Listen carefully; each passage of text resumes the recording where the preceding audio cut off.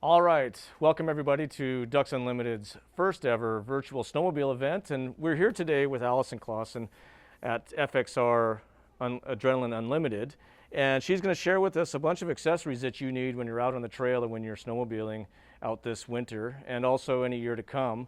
So we're thrilled to see that, Allison, you have an electric helmet. Is that right? What kind of features does that provide? Yes, so electric helmets are great for cold weather riding. You don't have to worry about fogging for goggles. It plugs right into your sled. The visor comes up, so when you're stopping, you don't have to worry about fogging issues. It's kind of all in one for the rider that is strictly going to be using it to snowmobile.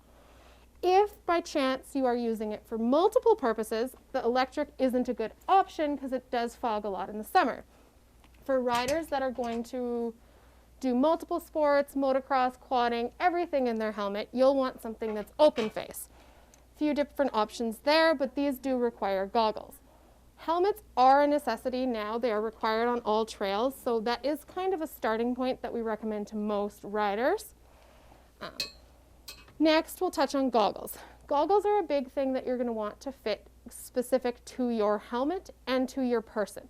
Everybody likes it to fit a little bit differently. So we have multiple sizes of goggles that allow fit into each individual helmet. Best if you're not wearing an FXR helmet or are running a different goggle is when purchasing either a helmet or a goggle, bring it with you to match up for your face. All right, thanks, Allison. We're going to move on to a couple other accessories as well. As we know, there's lots of glove options, and there's lots of mitts and lots of base layers that you can wear as well. So we'll get to that as well and move on from here. Keeping your hands warm is critical for, a good time out on the trail. Not every snow machine has hand warmers. So what are we looking for in fitting gloves? Or are we looking for mitts, or what's the better option, or is it more of a personal choice for people? A lot of that has to do with personal preference. Women do prefer a mitt option because it keeps the fingers closer together, less chance of getting cold. However, if they are the driver, a lot of dexterity comes from having the trigger finger loose so that you can throttle and work your machine properly. So it does play a lot on preference and type of weather that you're going into, because there's different levels of warmth provided from both. If you are doing a lot of cold weather riding, you're going to want to look for something with a more insulation. So our Fusion glove is a great option for women for warmth. They do make a men's version in this. It's called the Fuel glove. Same warmth, just different sizing. Okay. The next option is if you're going to be doing really cold weather riding and are worried about conditions where it's wet. Leather, mitt, or glove does provide extra protection from the elements, being that it is one solid material as opposed to a fabric. Okay. Again, very much in preference for people depending on the conditions that they're running. Men can even opt for going something like a lighter glove, minor insulation in something like this, but if you have hand warmers, it's not necessarily a concern. Okay, great. And nothing more important than having your hands warm when you're riding, but also your feet. You guys carry a full line here of snowmobile boots, and tell us a little bit more about what you're looking for when you select a pair of boots. They're not like ski boots, are they, where you're going down where you can't hardly walk in them? Well, it depends. Okay. There's different levels of stiffness, different levels of insulation. So again, that does play on what you're going to be doing in them.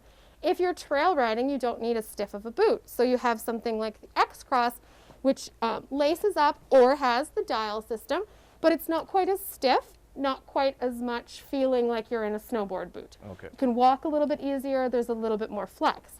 If you're primarily a mountain rider, you may require something with more stiffness, something like the Helium that's a stiffer boot, provides more protection in the ankle as well as the shin, has the dial system, which can be good for colder temperatures and not worrying about getting your boot tight enough. Great waterproofing. Those ones are also designed to be warmer than doing the lace-up boots. So you have different degrees. So these ones are a -40.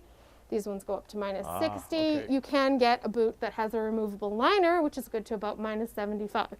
All of these temperatures and everything like that are dependent on moderate activity. The more you work, the warmer your foot will be. Big concern with boots is the proper sock.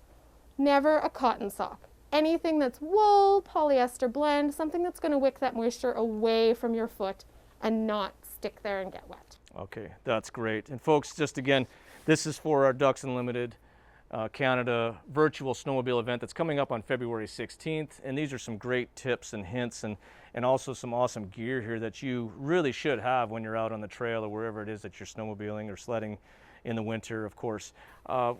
There's probably a lot more other accessories as well, but there's really an important one that a lot of people may not consider, and that's your base layers and insulation for your skin. You need that as well, not just for your feet or your hands or for your head, but you need it for your body as well. Tell us about that, Allison. So base layer is important, especially with our conditions. You can start the day with beautiful -10, -15, but if you're going for long distance rides, especially trails up here, they're longer and take more time, you're out all day, you may run into issues where you aren't as warm when you start the day as when you finish the day. So having a base layer piece really just keeps you dry as well as warm. A couple of different options when it comes to base layer are whether it contains wool or whether it is just a polyester blend. The polyester blend is great to be worn between your regular base layer with the wool and your suit. This adds extra warmth. Reason you don't want to wear it against your skin is it can get damp and it doesn't dry as quickly as a merino wool does. A couple different levels. You can start at 20%, which is a milder level of wool, and all the way up to an 80% wool blend. The 80% wool blend is a little bit warmer than the 20%. But what it does lack in, or does compare the same in warmth, it does make up for in antimicrobial. So something with the 80% wool doesn't need to be washed as frequently, dries quicker, just you hang it to dry overnight. You can do multiple days in the same without having to worry about washing. All right, well, that's great advice. And folks, I know it hasn't been a normal year in 2020 and now in the winter of 2021, but if you get a chance, come see us at the Ducks Unlimited virtual snowmobile event on February 16th, starting at 6 p.m. We are going to send out information through FXR and also through SaskSnow.ca and .com and get you some information on the event. So thanks again, Allison. That was great information, and I hope we bring some people into your store to get some gear. Absolutely. Thank you for having me. You bet.